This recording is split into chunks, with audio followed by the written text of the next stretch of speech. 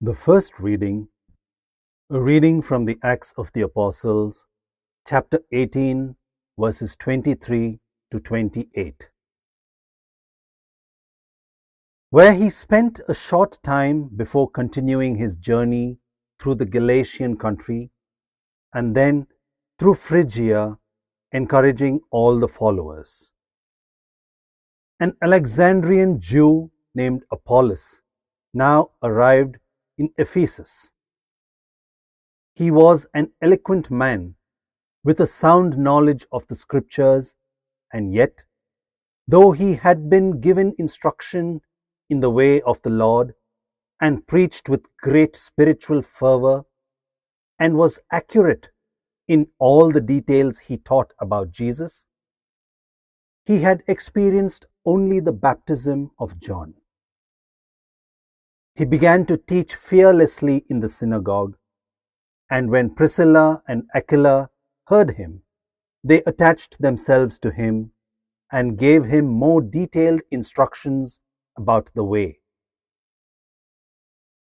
When Apollos thought of crossing over to Achaia, the brothers encouraged him and wrote, asking the disciples to welcome him.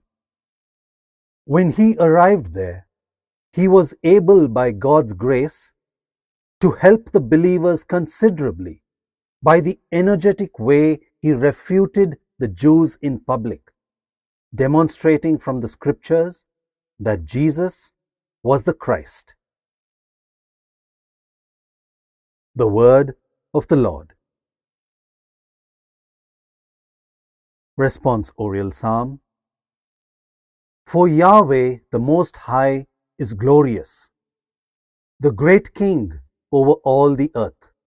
He brings people under our yoke and nations under our feet. God reigns over the nations, seated on his holy throne. The leaders of the nations rally to the people of the God of Abraham. The shields of the earth belong to God, who is exalted on high.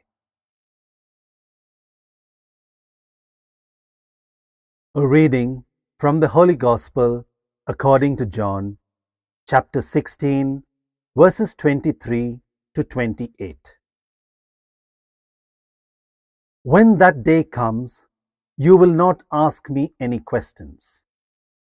In all truth, I tell you, anything you ask from the Father, he will grant in my name. Until now, you have not asked anything in my name.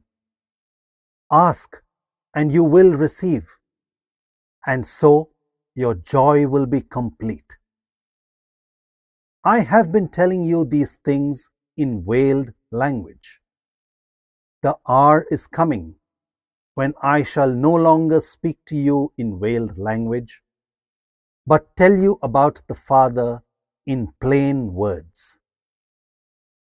When that day comes, you will ask in my name, and I do not say that I shall pray to the Father for you, because the Father himself loves you for loving me and believing that I came from God.